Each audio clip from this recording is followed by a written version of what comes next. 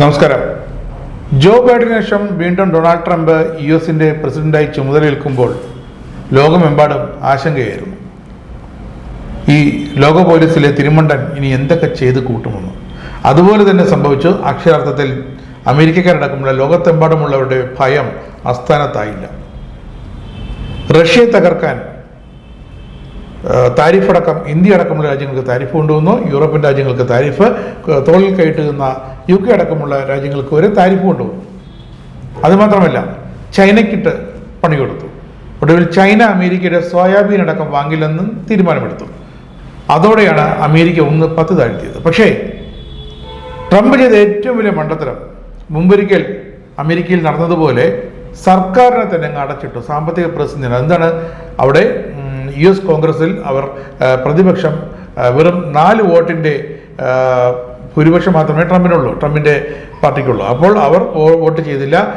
സർക്കാരിൻ്റെ വിവിധ സാമ്പത്തിക പദ്ധതികൾക്കുള്ള സർക്കാർ ജീവനക്കാരുടെ പെൻഷൻ, സൈന്യത്തിനുള്ള ശമ്പളം, സൈനികർക്കുള്ള പെൻഷൻ ഇത് അടക്കം കൊടുത്തില്ല. കാരണം ഒബാമ കെയർ എന്ന് പറഞ്ഞ് മുൻ പ്രസിഡന്റ് ഒബാമ കൊണ്ടുവന്ന ഒരു ഇൻഷുറൻസ് കെയർ പദ്ധതി അത് ഏകപക്ഷീയമായി ട്രംപ് എഴുതി തള്ളി മരവിപ്പിച്ചു. ഈ ഒബാമ കെയർ പദ്ധതി പുനരുജ്ജീവിപ്പിക്കാതെ ഞങ്ങൾ ഇനി US കോൺഗ്രസ്, US സെനറ്റ് ഇനി ഒരു പൈസ പോലും ട്രംപിൻ്റെ സർക്കാരിന് നൽകില്ല എന്ന് തീരുമാനമെടുത്തു. അങ്ങനെയാണ് ചരിത്രത്തിൽ ആദ്യമായിട്ട് 1 മാസത്തോളം അടഞ്ഞു കിടന്നത് അമേരിക്കൻ ട്രഷറി, അമേരിക്കൻ സർക്കാർ, അമേരിക്കൻ ഭരണ സംവിധാനം. ഇതിന് പിന്നാലെയാണ് ടെക്സാസിലും വിർജീനിയയിലുമൊക്കെ ട്രംപ് തൻ്റെ ഐസ് എന്ന് പറയുന്ന അവിടുത്തെ അന്താരാഷ്ട്ര എമിഗ്രേഷൻ പരിശോധിക്കുന്ന വിഭാഗത്തെ പറഞ്ഞുവിട്ട് അവിടെ ആകെ അനധികൃതമായി താമസിക്കുന്നു എന്ന് പറഞ്ഞ് കുടിയേറ്റക്കാരെയൊക്കെ കൂട്ടത്തോടെ അറസ്റ്റ് ചെയ്തതും ഇന്ത്യക്കടക്കമുള്ളവരെ കയ്യിലും കാലിലുമൊക്കെ ചങ്ങലയെ ബന്ധിച്ച് നാടുകളിലേക്ക് തടവ് പുള്ളികളായി തന്നെ പറഞ്ഞുവിട്ടതും. അപ്പോൾ അങ്ങനെ അമേരിക്കയെ ആകെ ശിഥിലമാക്കിയ ട്രംപിൽ വിശ്വാസം നഷ്ടപ്പെട്ട അമേരിക്കൻ ജനത ഈ ഡൊണാൾഡ് ട്രംപ് എന്ന മഹത് വ്യക്തി എങ്ങനെ അമേരിക്കയെ വീണ്ടും വികസിത രാജ്യമായി മുന്നോട്ട് കൊണ്ടുപോകുമെന്ന് ഇപ്പോൾ അമേരിക്കക്കാർക്ക് മൊത്തത്തിൽ സംശയമാണ്. ട്രംപിനെ ഇറക്കി വിടാൻ നിയമപരമായിട്ട് ഏറെ സങ്കീർണതകളുമുണ്ട് പ്രസിഡന്റ് പദവിയിൽ നിന്നും. അതുകൊണ്ട് തന്നെ ഡൊണാൾഡ് ട്രംപിനെ ഇനി എന്ത് ചെയ്യുമെന്ന് ആലോചിക്കുമ്പോൾ ഡൊണാൾഡ് ട്രംപ് തന്നെ 50 സംസ്ഥാനങ്ങളുള്ള അമേരിക്കയെ വെട്ടിമുറിക്കാൻ പോകുന്നു എന്നൊരു വാർത്തയാണ് കേൾക്കുന്നത്. കാരണം ട്രംപിനെ ഭരിച്ചു മതിയായി. ട്രംപിൻ്റെ ഇഷ്ടപ്രകാരമുള്ള ഇപ്പം മമതനടക്കം ന്യൂയോർക്ക് മേയറായി സത്യപ്രതിജ്ഞ അധികാരമേറ്റു. ട്രംപിന് ഒട്ടും ഇഷ്ടപ്പെട്ടിട്ടില്ല. അപ്പോൾ ട്രംപിനെതിരായ ഗവർണർമാർ, സംസ്ഥാന ഗവർണർമാർ, സംസ്ഥാന മേയർമാർ, നഗരത്തിലെ മേയർമാർ, ഭരണാധികാരികൾ അവരെയൊക്കെ വച്ച് വാഴിക്കില്ല എന്നൊരു തീരുമാനം ട്രംപ് എടുത്തിരിക്കുന്നു. നമ്മുടെ ഇവിടെയൊക്കെ ഈ ഡീലിമിറ്റേഷൻ വന്ന് അതുപോലെ തന്നെ വാർഡ് പുനർവിഭജനം വരുമ്പോൾ UDF അല്ലെങ്കിൽ ഭരിക്കുന്ന LDF അനുകൂലമായ പഞ്ചായത്തുകളൊക്കെ കൂട്ടിച്ചേർത്ത് ജയിക്കാനൊരു സാഹചര്യം ഉണ്ടാക്കിയെടുക്കുന്നത് പോലെ ഡൊണാൾഡ് ട്രംപ് ഇത് അമേരിക്കയെ വിഭജിക്കാൻ പോവുകയാണ്. ശരിക്കും എന്താണ് അതിൻ്റെ പിന്നിലെ കാരണം? നമ്മുടെ പ്രധാനമന്ത്രി മൻമോഹൻ സിംഗിൻ്റെ സമയത്ത് നമ്മൾ പറയുമായിരുന്നു ഇന്ത്യയിലെ കോൺഗ്രസിൻ്റെ അവസാനത്തെ പ്രധാനമന്ത്രി എന്ന് പറയുമായിരുന്നു. ആ പറഞ്ഞത് ഏകദേശം അറം പറ്റി എന്നുള്ളതാണ്. അപ്പോൾ ട്രംപിനെ പറ്റിയിട്ടും ഇപ്പോൾ ലോകത്ത് ഉള്ള പൊതുവേ ഉള്ളൊരു സംസാരം he's presiding over the disintegration of America എന്നാണ്. അതായത് അമേരിക്കയുടെ തകർച്ചയിൽ അധ്യക്ഷം വഹിക്കുന്ന ഒരു വ്യക്തി എന്നുള്ള രീതിയിലാണ് പറയുന്നത്. കാര്യം അമേരിക്കയുടെ തകർച്ച പല മേഖലകളിലാണ്. വേറൊരു രീതിയിൽ പറയുകയാണെങ്കിൽ എല്ലാ മേഖലകളിലുമാണ്. പല മേഖലകളിലെന്ന് പറയാൻ പറ്റത്തില്ല, എല്ലാ മേഖലകളിലും അമേരിക്ക തകർച്ചയെ നേരിട്ടുകൊണ്ടിരിക്കുന്ന ഒരു കാലമാണ്. ഇപ്പം നമ്മൾ തന്നെ നമ്മുടെ ഒരു വീട്ടിൽ പെട്ടെന്ന് ഗ്രഹനാഥൻ സ്വയം മറന്ന് പ്രവർത്തിക്കാൻ തുടങ്ങുന്നു എന്ന് പറയുന്നതിൻ്റെ അർത്ഥം അവിടെ ആ ഗ്രഹത്തിൽ കാര്യമായ കുഴപ്പങ്ങളുണ്ട് എന്നുള്ളതാണ്. നമ്മൾ ഇതിൻ്റെ വിഷയം എടുക്കാം, നമ്മുടെ താരിഫിൻ്റെ വിഷയം എടുക്കാം. താരിഫ് എന്ന് പറഞ്ഞാൽ യഥാർത്ഥത്തിൽ എന്താണ്? ആ രാജ്യത്തേക്ക് ഇറക്കുമതി ചെയ്യുന്ന സാധനങ്ങളുടെ പുറത്ത് ഒരു ഗവൺമെൻറ് ചുമത്തുന്ന അധിക തീരുവയാണ് അല്ലെങ്കിൽ പിഴ തീരുകയാണ് ഈ എന്താ പറയുന്നത്. ഒരു സെക്കൻഡ്, നിങ്ങൾ കൂടെ ഒന്നും ഉണ്ടെങ്കിൽ ഞാൻ ഉണ്ടാവുള്ളൂ.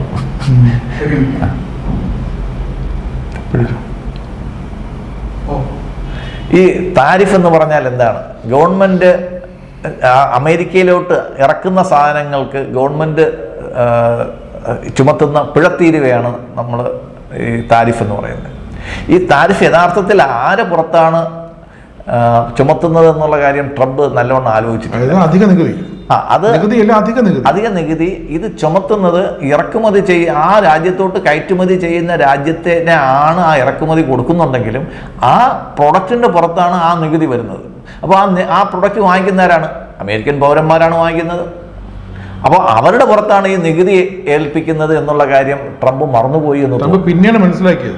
അത് പിന്നീടാണ് മനസ്സിലാക്കിയത്. വാഴപ്പഴത്തിനൊക്കെ 4 ഇരട്ടി 5 ഇരട്ടി പൈസ ആയപ്പോഴത്തേക്കാണ് മനസ്സിലാക്കിയത്. സമ്പന്നരായ അമേരിക്കയുടെ കുമ്പടഞ്ഞു പോയി. അവിടെ സ്വർണം, വജ്രം, നെക്ലേസുകൾ, അങ്ങനെ സ്വർണ്ണാഭരണങ്ങൾ ഇതിനൊക്കെ വില കയറി. അതെ, പെട്ടെന്ന് വില കയറി. അതെ. അപ്പോൾ അദ്ദേഹം അത് കാണിച്ച ഒരു വലിയ മണ്ടത്തരമാണ്. പക്ഷേ അയാൾ ഒരു മണ്ടത്തരമല്ല കാണിച്ചത്, ഒരു നിവർത്തികേട് കൊണ്ടാണ് കാണിച്ചത്. കാര്യം അമേരിക്ക വളരെ ഗുരുതരമായ ഒരു സാമ്പത്തിക പ്രതിസന്ധിയിലോട്ടാണ് പോയിക്കൊണ്ടിരിക്കുന്നത്. എനിക്ക് തോന്നുന്നത് മുൻപ് ഇന്ത്യയിലെ ശ്രീ ചന്ദ്രശേഖർ പ്രധാനമന്ത്രി ആയിരുന്ന സമയത്ത് നമ്മുടെ വെളിയിൽ നിന്ന് ഇന്ത്യയിലെ സ്വർണം വെളിയിൽ കൊണ്ടുപോയി വിറ്റ് നമ്മുടെ ഡെഫിസിറ്റ് മാറ്റേണ്ടി വരികയും രൂപയ്ക്ക് ഡീവാലുവേഷൻ വരുത്തുകയും ചെയ്തു, മൂല്യശോഷണം വരുത്തി നമ്മൾ അംഗീകരിക്കുകയും ചെയ്തു. അതേപോലെ അമേരിക്കൻ ഡോളറിനുണ്ടായ ഒരു മൂല്യശോഷണം എന്ന് പറയുന്നത് കഴിഞ്ഞ 4 വർഷത്തെ യൂറോയ്ക്ക് അഗെയിൻസ്റ്റ് ആയിട്ട് കഴിഞ്ഞ 4 വർഷത്തെ ഏറ്റവും കൂടിയ നിരക്കിലാണ് ഇപ്പോൾ പൊയ്ക്കൊണ്ടിരിക്കുന്നത്. ഇത് അമേരിക്കയുടെ കടങ്ങളും അമേരിക്കയുടെ ബാധ്യതകളും ഇതിനകത്തുണ്ടാകുന്ന മാറ്റം ഭയങ്കരമാണ്. ഇപ്പോൾ അമേരിക്കയുടെ നാഷണൽ ഡെബിറ്റ് എന്ന് പറയുന്നത് 5.5 ട്രില്യൺ ഡോളറാണ്. ഞാൻ ഈ പറഞ്ഞു തീരുമ്പോഴത്തേക്കും ഈ ഡോളറിൻ്റെ വില വീണ്ടും ഇടിച്ചു കഴിയുമ്പോഴത്തേക്ക് 5.5 എന്നുള്ളത് 5.6 മാറിക്കഴിയും. കാര്യം യൂറോയുടെ വില കൂടിയും വരുന്നുണ്ട്, ഡോളറിൻ്റെ വില കുറഞ്ഞും വരുന്നുണ്ട്. ഇത് കഴിഞ്ഞ 4 വർഷത്തിനിടയ്ക്കുള്ള ഏറ്റവും കുറഞ്ഞ റേറ്റിലോട്ട് പോകുമ്പോഴത്തേക്ക് ഡോളറിൻ്റെ വില, അത് അവിടുത്തെ അമേരിക്ക ലോകത്ത് നിയന്ത്രിക്കുന്ന ഒരു കറൻസി എന്നുള്ള രീതിയിൽ അമേരിക്കയ്ക്ക് ഒരു കാലത്ത് ഒരു റോളുണ്ടായിരുന്നു. ഇപ്പോൾ അത് ഏകദേശം യൂറോ ഏറ്റെടുത്തിരിക്കുന്നു എന്ന് നമുക്കൊരു സംശയം തോന്നാറുണ്ട്.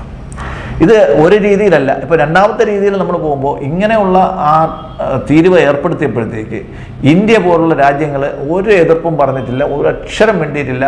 പകരം അവർ ചെയ്തത് അവിടുന്ന് ഇങ്ങോട്ട് ഇറക്കുമതി ചെയ്യുന്ന സാധനങ്ങൾക്കും അതേ രീതിയിൽ തീരുവ കൂട്ടി. എല്ലാത്തിനും കൂട്ടിയില്ല, പയറിന് മാത്രം തീരുവ കൂട്ടി.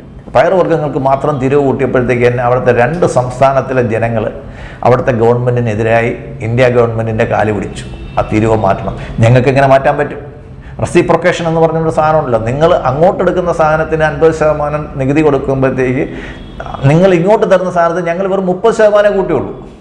അപ്പോഴത്തേക്ക് തന്നെ അവിടെ കരച്ചിലും നിലവിളിയും അലറലും അമറലും ഒക്കെ വന്നു തുടങ്ങി.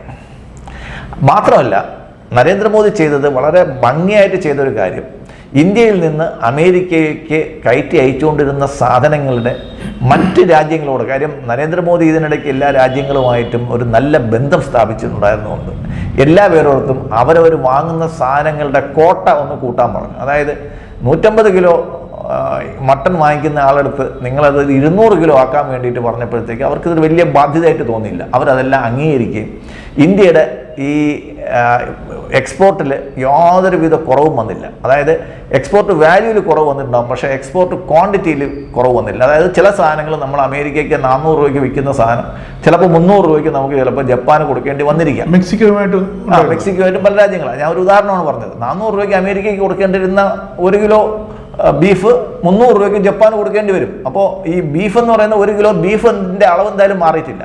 നമുക്ക് കിട്ടുന്ന വരുമാനത്തിൽ ഒരു ഇടിവുണ്ടായി. അത് ഉണ്ടായി എന്ന് പറയുന്നത് ശരിയാണ്. പക്ഷേ അത് ദീർഘകാല അടിസ്ഥാനത്തിൽ നമ്മൾ നോക്കുമ്പോഴത്തേക്ക് നമ്മുടെ മാർക്കറ്റിൽ നമുക്കുണ്ടാകേണ്ടിയിരിക്കുന്ന ക്വാണ്ടിറ്റി നമുക്ക് കൂടുകയാണ് ചെയ്യുന്നത്. കാര്യം അമേരിക്കയിൽ ഉള്ള അമേരിക്കയ്ക്ക് കൊടുക്കുന്ന അതേ സാധനങ്ങൾ നമ്മൾ മറ്റ് രാജ്യങ്ങളിലോട്ട് കയറ്റി അയക്കുകയും നമ്മൾ പുതിയ മാർക്കറ്റുകൾ കണ്ടുപിടിക്കുകയും ചെയ്തു എന്നുള്ളത് ഇന്ത്യ ഗവൺമെൻറ്റിൻ്റെ ഒരു കഴിവാണ്. അപ്പോൾ ഇവിടെ നമ്മൾ അവർക്ക് കൺസിഡർ ചെയ്തില്ല. നമ്മൾ മാത്രമല്ല, മിക്ക രാജ്യങ്ങളും ഇങ്ങനെയാണ് ചെയ്യുന്നത്. അപ്പോൾ അങ്ങനെ വരുമ്പോഴത്തേക്ക് അമേരിക്കയിൽ കിട്ടേണ്ടിയിരിക്കുന്ന സാധനങ്ങളുടെ ലഭ്യത കുറയുന്നു. അവരുടെ ഫേവറേറ്റ് നാഷൻസിൽ നിന്ന് ഇറക്കുമതി ചെയ്യേണ്ടി വരുമ്പോഴത്തേക്ക് അവർ സ്വാഭാവികമായിട്ട് വില കൂട്ടുകയും ചെയ്യും.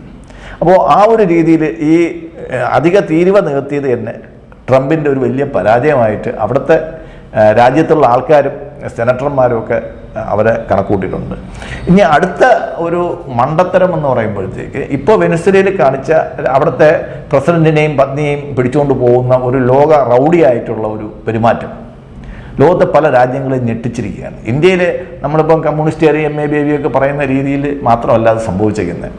ഇങ്ങനെ ഒരു രാജ്യം തുനിഞ്ഞിറങ്ങിക്കഴിഞ്ഞാൽ എന്താ ലോകത്ത് സംഭവിക്കാൻ പറ്റാത്തതെന്നുള്ള രീതിയിലോട്ട് വരുമ്പോഴത്തേക്ക് നമ്മൾ ചരിത്രത്തിലോട്ട് പോകുമ്പോഴത്തേക്ക് ജർമ്മനിയുടെ ആ ഒരു ആധിപത്യത്തിനെതിരായിട്ടുണ്ടായ സഖ്യമാണ് അമേരിക്കയും റഷ്യയും കൂടെ ചേർന്നിട്ട് അതൊരു യൂണിപോളർ വേൾഡായിരുന്നു. യുദ്ധം ജയിച്ചു കഴിഞ്ഞപ്പോഴത്തേക്ക് അത് ബൈപോളർ വേൾഡായി. റഷ്യ തകർന്നു കഴിഞ്ഞപ്പോൾ വീണ്ടും അത് യൂണിപോളർ വേൾഡായി. പക്ഷേ ഇപ്പോൾ സംഭവിക്കുന്നത് ഈ യൂണിപോളർ വേൾഡ് ആയിരിക്കുന്ന അമേരിക്കയും യൂറോപ്യൻ യൂണിയനുകളും ചേർന്നത് ഇപ്പോൾ ഡെൻമാർക്കിൻ്റെ പുറത്ത് അമേരിക്ക ഒരു അവകാശവാദം ഉന്നയിച്ചപ്പോഴത്തേക്ക്, ഡെൻമാർക്കിൻ്റെ ഗ്രീൻലാൻഡിനെതിരായിട്ട് ഒരു അവകാശവാദം ഉന്നയിച്ചപ്പോഴത്തേക്ക് യൂറോപ്യൻ യൂണിയൻ രാജ്യങ്ങളെല്ലാം അമേരിക്കയുമായിട്ടുള്ള ബന്ധത്തിൽ ഒരു വലിയ വിടവ് വന്നിട്ടുണ്ട്. അത് നേരത്തെ തന്നെ ഫ്രാൻസും അമേരിക്കയും തമ്മിലുള്ള ബന്ധങ്ങൾ ഇത്തിരി വഷളായിരുന്നു. ഈ നോർവേയുമായിട്ടുള്ള ഈ ബന്ധം വഷളാവുമ്പോഴത്തേക്ക് എല്ലാ രാജ്യങ്ങളും അതിനെ പറ്റിയിട്ട് വറീഡാണ്. മാത്രമല്ല ഈ അമേരിക്കയുടെ താല്പര്യത്തിന് വേണ്ടിയിട്ട് മാത്രമാണ് ഈ യൂറോപ്യൻ രാജ്യങ്ങളും നമ്മുടെ ബ്രിട്ടനും ചേർന്ന് റഷ്യയിൽ യുദ്ധം നടത്തുന്നത്. യഥാർത്ഥത്തിൽ അവർക്ക് ഇതിനകത്ത് വലിയ താല്പര്യമുള്ള കാര്യമല്ല. അമേരിക്കയുടെ താല്പര്യത്തിന് വഴങ്ങിയിട്ടാണ് അവർ യുദ്ധത്തിൽ യുക്രൈനെ സഹായിക്കുന്നത്. അവർക്കതിൻ്റെ ഒരുപാട് നഷ്ടം സഹിക്കേണ്ടി വന്നിട്ടുണ്ട്, ഉപരോധം നേരിടേണ്ടി വന്നിട്ടുണ്ട്. അപ്പോൾ ഇവരെല്ലാം പഴിക്കുന്നത് ട്രംപിനെയാണ്. എന്നാൽ ട്രംപ് അധികാരത്തിൽ എത്തി എത്രയും കാലമായിട്ട് അവിടെ എന്തെങ്കിലും ഒന്ന് ചെയ്യാൻ പറ്റുമോ? ഒന്നും ചെയ്യാൻ പറ്റിയിട്ടില്ല. ഇത് മാത്രമല്ല, വേറൊരു സൈഡിൽ നോക്കുമ്പോഴത്തേക്ക് ഇപ്പോൾ ന്യൂയോർക്കിൻ്റെ മേയറായിട്ട് ഒരു ഇസ്ലാം മതവിശ്വാസി വന്നു, മംദാനി വന്നു. മാത്രമല്ല ഇതേ സമയത്ത് തന്നെ നേരത്തെ തന്നെ ഒരു മുസ്ലിം രാജ്യങ്ങൾക്കിടയിൽ ഒരു ബ്രദർഹുഡ് ഉണ്ടായിരുന്നു. പക്ഷേ ഒരു ചെറിയ നാറ്റോ സഖ്യം രൂപപ്പെട്ടു വരികയാണ്. പ്രധാനമായിട്ടുള്ളത് ലോകത്ത് നമ്മൾ ഏറ്റവും ഡേഞ്ചറസ് ആയിട്ട് നമ്മൾ പ്രതീക്ഷിക്കേണ്ട രണ്ട് രാജ്യങ്ങളാണ് അതിനകത്തുള്ളത്. ഒന്ന് പാകിസ്ഥാനും ഒന്ന് തുർക്കിയുമാണ്, കൂടെ സൗദിയുമുണ്ട്. മാത്രമല്ല ഇനിയും ചില രാജ്യങ്ങൾ അവരുമായിട്ട് ചേരാൻ പോകുന്നു എന്ന് പറയുന്നു. അങ്ങനെ ഒരു മുസ്ലിം രാജ്യങ്ങളുടെ ഒരു കൂട്ടം വരികയാണെങ്കിൽ ഇതിൽ പല രാജ്യങ്ങളുടെയും ഡിഫൻസിൻ്റെ കാര്യങ്ങൾ നിയന്ത്രിക്കുന്നത് അമേരിക്ക തന്നെയാണ്. എങ്കിൽ പോലും ഈ രാജ്യങ്ങളും അമേരിക്കയുമായിട്ടുള്ള ബന്ധം, അതായത് ഒരു സൈഡിൽ യൂറോപ്യൻ യൂണിയൻ അമേരിക്കയുമായിട്ട് വിട്ടുപോകുന്നുണ്ട്, ഇസ്ലാമിക രാജ്യങ്ങൾ അമേരിക്കയുമായിട്ട് വിട്ടുപോകുന്നുണ്ട്, റഷ്യയും ചൈനയും ആൾറെഡി അമേരിക്കയുമായിട്ട് വിട്ടുപോയിട്ടുണ്ട്, ഇന്ത്യ മിണ്ടാതെ നിൽക്കുന്നുണ്ട്. പക്ഷേ ഇറാനെതിരായിട്ടുള്ള യുദ്ധത്തിൻ്റെ ഉപരോധത്തിൻ്റെ ഒരു കാര്യം അവിടെ വന്നപ്പോഴത്തേക്ക് ഇന്ത്യ ഇറാന് വേണ്ടിയിട്ട് വോട്ട് ചെയ്തു. മൈ ഫ്രണ്ട് എന്നൊക്കെ നരേന്ദ്രമോദി അദ്ദേഹം വിളിക്കുമെങ്കിലും ഇക്കാര്യത്തിൽ നരേന്ദ്രമോദി ഒരു ഫ്രണ്ട്ഷിപ്പും കാണിച്ചില്ല, ഇറാന് വേണ്ടിയിട്ട് വോട്ട് ചെയ്തു. കാര്യം നമ്മുടെ ഒരു ഏറ്റവും പ്രധാനപ്പെട്ട ഒരു ബിസിനസ് പാർട്ണറാണ് ഇറാൻ. നമുക്ക് സ്വന്തമായിട്ട് ഒരു തുറമുഖം അവിടെ തന്നിട്ടുണ്ട്, നമുക്ക് ഓപ്പറേറ്റ് ചെയ്യാൻ വേണ്ടിയിട്ട്. നമ്മുടെ ഏറ്റവും കൂടുതൽ എണ്ണ ഇറക്കുമതി ചെയ്യുന്നത് ഇറാനിൽ നിന്നാണ്. അതുകൊണ്ട് നമ്മൾ ഇറാനുമായിട്ട് ഒരു ശകലം പക്ഷപാതം കാണിച്ചു. അപ്പോൾ ലോകക്രമത്തിൽ അമേരിക്ക ഇതുപോലെ ഒറ്റപ്പെടുന്ന ഒരു സമയം ഇതുവരെയും ഉണ്ടായിട്ട്. അങ്ങനെ വരുമ്പോഴത്തേക്ക് ഇത് നമ്മുടെ ഇന്ത്യ പോലുള്ള ഒരു രാജ്യമല്ല അമേരിക്ക എന്ന് പറഞ്ഞാൽ. അത് പല റിപ്പബ്ലിക്കുകളും അവർക്ക് സ്വന്തമായിട്ട് നിയമങ്ങളൊക്കെ ഉള്ള രാജ്യങ്ങളാണ്. ഇപ്പോൾ വരുന്ന വാർത്ത ഏകദേശം 3 അമേരിക്ക ഈ ട്രംപിൻ്റെ കാലത്ത് തന്നെ പിരിയുമെന്നും അമേരിക്കയുടെ അവസാനത്തെ പ്രസിഡൻ്റായിട്ട് ശ്രീ ഡൊണാൾഡ് ട്രംപ് അവസാനിക്കുമെന്നാണ് ഇപ്പോൾ വരുന്ന കണക്കൂട്ടൽ പ്രവചനങ്ങൾ. നമ്മുടെ ഇന്ത്യ ഈ അമേരിക്കയുടെ സമ്മർദ്ദത്തിൽ നിന്നാണ് ഇപ്പോൾ റഷ്യ എന്നുള്ള എണ്ണ പരമാവധി ഇപ്പോൾ വാങ്ങൽ നിർത്തിയിരിക്കുന്നത്. കാരണം അത് അമേരിക്കയെ പേടിച്ചിട്ടില്ല. പക്ഷേ എന്തായിരിക്കും ഇതിൻ്റെ ഒരു പ്രത്യാഘാതം എന്ന് പഠിക്കാൻ വേണ്ടിയിട്ടാണ് ഇത് നിർത്തിയിരിക്കുന്നത്. റിലയൻസ് അടക്കം ഇപ്പോൾ പൂർണ്ണമായും റഷ്യൻ എണ്ണ വാങ്ങുന്നത് നിർത്തി ഇറാനിൽ നിന്നും മറ്റും എണ്ണ വാങ്ങി സംസ്കരിച്ചുകൊണ്ടിരിക്കുകയാണ്. അപ്പോൾ ഡൊണാൾഡ് ട്രംപിൻ്റെ വിചാരം ഇന്ത്യ അമേരിക്കയുടെ ഭീഷണിക്ക്, തൻ്റെ ഭീഷണിക്ക് വഴങ്ങി മുട്ടുകുത്തി നിൽക്കുകയാണെന്നാണ്. ഏത് നിമിഷവും ഇന്ത്യയുടെ അടുത്ത മറുതന്ത്രം ഉണ്ടാകാം. ആ ഒരു സ്ട്രാറ്റജി ഇന്ത്യ പുറത്തെടുത്തു കഴിഞ്ഞാൽ പിന്നെ, കാരണം റഷ്യയുമായിട്ടുള്ള സഹകരണത്തിൽ ഇന്ത്യ യാതൊരു വിട്ടുവീഴ്ചയ്ക്കും തയ്യാറായിട്ടില്ല. ഒരു എണ്ണ വാങ്ങൽ തൽക്കാലത്തേക്ക് മാറ്റിവെച്ചു എന്നല്ലാതെ മറ്റൊരു തരത്തിലും ഇന്ത്യ റഷ്യ ബന്ധം വഷളായിട്ടില്ല. കാരണം അമേരിക്കയ്ക്ക് വേണ്ടി അങ്ങനെ ചെയ്യാൻ ന്യൂഡൽഹി തയ്യാറുമില്ല. ഇങ്ങനൊരു അവസ്ഥയിലാണ് ഈ സമയത്ത് തന്നെ നമുക്ക് അമേരിക്കയിൽ നിന്ന് ഇന്ത്യ ഓർഡർ ചെയ്യുന്ന, അതായത് ബോയിങ്ങിൽ നിന്ന് ഇന്ത്യ ഓർഡർ ചെയ്യുന്ന വിമാനങ്ങൾ മാറ്റി അത് എയർബസിലോട്ട് മാറ്റാൻ ടാറ്റ ഒരുങ്ങുന്നു എന്നുള്ളൊരു വാർത്തയും കൂടെ വരുന്നുണ്ട്. 1-2 ലക്ഷം കോടി രൂപയുടെ ഇതല്ലേ എനിക്കൊന്ന് 85 ലക്ഷം കോടി രൂപയുടെ ഒരു ഓർഡറാണ് കിടക്കുന്നത്. വലിയൊരു ഓർഡർ. 200 വിമാനത്തോളം ടാറ്റ വാങ്ങാനാണ് കഴിഞ്ഞ വർഷം പദ്ധതി ഇട്ടിരുന്നത്. അതന്നെ 400 ആദ്യം പകുതി ബോയിങ്ങും പകുതി എയർബസും ആയിരുന്നു. അപ്പോൾ ഏകദേശം അമേരിക്ക ഇങ്ങനെ ഒരു സ്ട്രാറ്റജിയിലോട്ട് കൊണ്ടുവരികയാണെങ്കിൽ അമേരിക്കയിൽ നിന്നും ഇന്ത്യ വിമാനങ്ങൾ വാങ്ങുന്നത് നിർത്തണമെന്നുള്ള ഒരു അഭിപ്രായം ടാറ്റ എന്ന് പറയുന്ന ഗ്രൂപ്പിനകത്ത് തന്നെ ഉണ്ടായിട്ടുണ്ട്. ഇത് അമേരിക്കയെ വ്യാവസായികമായിട്ടും വളരെ രീതിയിൽ തളർത്തും. ഡോളറിൻ്റെ കൂപ്പ് കുത്തുന്നത് ഇനിയും തുടർന്നു കഴിഞ്ഞു കഴിഞ്ഞാൽ അമേരിക്ക ലോകത്തെ ഒരു പാപ്പര് രാഷ്ട്രമായിട്ട് മാറുന്നത് ഇന്ത്യയിലെ കമ്മ്യൂണിസ്റ്റുകൾ സ്വപ്നം കണ്ടുകൊണ്ടിരിക്കുകയാണ്, കേരളത്തിലെ പ്രത്യേകിച്ച്.